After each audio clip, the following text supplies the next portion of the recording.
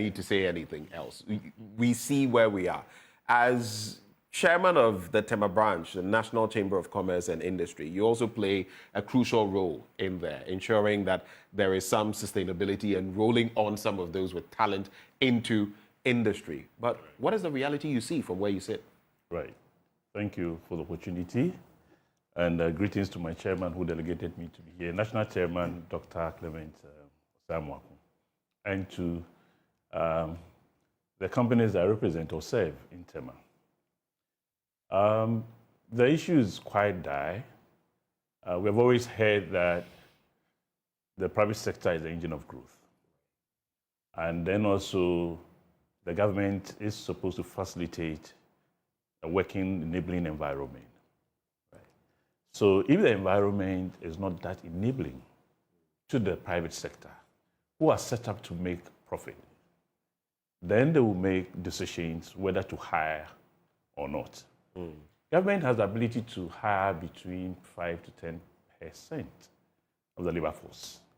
So the private sector actually is the sector that takes a chunk, of the labor force.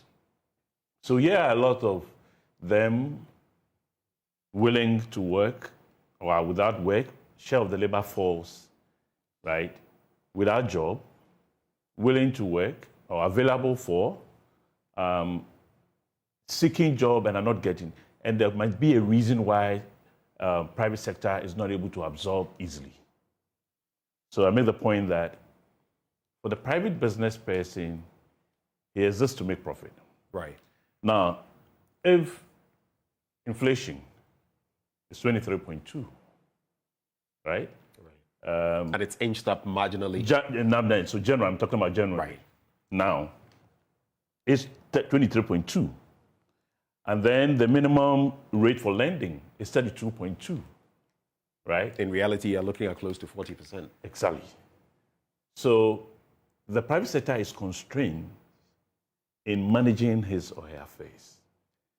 The quick thing that comes to mind is, if the situation persists, do I downsize?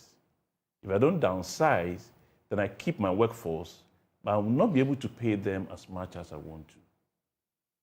Right? That should also mean that I cannot take on, because the environment is not that conducive for me to be able to expand or to grow. Right. And in some cases, if I have an investment, the decision is, do I put this money into treasury bill than rather to high? COVID actually affected the private sector. DDEP also did, cut some investments away. So the private sector is constrained. It's not growing as we want. We always, it's just being sustainable. And when you're in that sustainable mode, you can't add on. And that's a reality. In other words, you're trying to stay afloat. You are barely staying afloat. Exactly. Because look, just a few days ago, some books that are needed to do some work from here, we went and got those books, 6 books over 500 CDs. The tax component was about 22% on books. So you're looking at taxes slapped on products. You are looking at, and of course, you're going to bring in raw material and all of that. You're looking at some things like the cost of electricity. You've mentioned the lending rate, interest rate, exchange rate. Exactly. So utility whatever, bills, if you're bringing equipment. Taxes is not making us expand. And so you only exist to survive until the conditions become better.